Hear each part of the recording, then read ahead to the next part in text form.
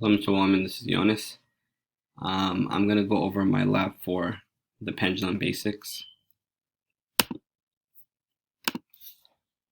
So for this lab, you asked that we talk about the first row of the table with the 1 meter pendulum.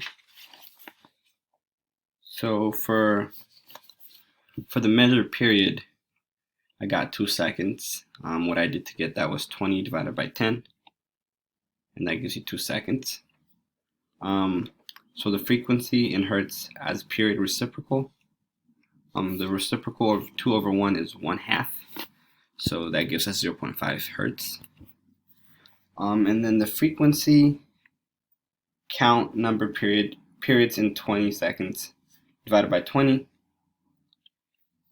That would be 10 over 20, also 0.5 hertz.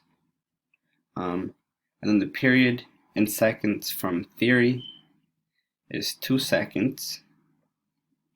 And then the frequency from theory is 0.5 hertz.